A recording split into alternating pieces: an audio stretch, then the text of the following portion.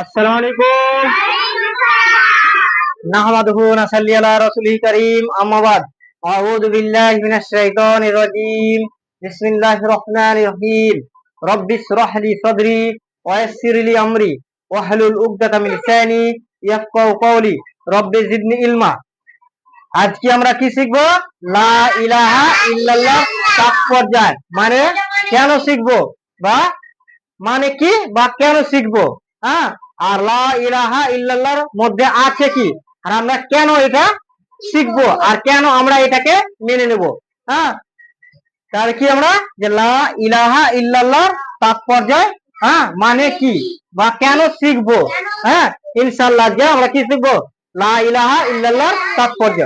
হ্যাঁ, তো প্রথম আল্লাহ তাআলা কি বলছেন, যে সূরা মুহাম্মদ আয়াত নম্বর 19, আল্লাহ তাআলা বলছেন ফালাম, হ্যাঁ যে জানো, বুঝো, শিখো। হ্যাঁ, কি শিখবে, কি জানবে?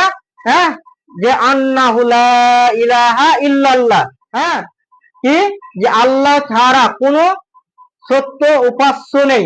হ্যাঁ, কোনো মাবুদ নেই, বা কোনো ইলাহ নেই। ইলাহ মানে কি বলেছিলাম? যার ইবাদত করা হয়, হ্যাঁ তাকে ইলাহ বলা হয়। আর যেগুলো ইবাদত করবে একমাত্র ইলাহার যোগ্যকে, ইলাহার যোগ্যকে আল্লাহ। আর যতগুলা ইলাহ আছে এরা কি? ভুয়া। এই জন্য লা ইলাহা ইল্লাল্লাহর মধ্যে আল্লাহ তাআলা বলছেন যে লা ইলাহা ইল্লাল্লাহ, একটা হচ্ছে না বাচক আর একটা হচ্ছে হা বাচক।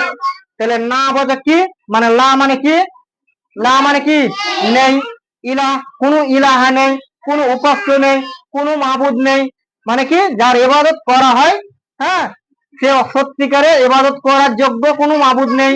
হ্যাঁ, তবে ইল্লাল্লাহ, আল্লাহ ছাড়া, আল্লাহ ছাড়া কোনো সত্য ইবাদতের কোনো যোগ্য মাবুদ নেই।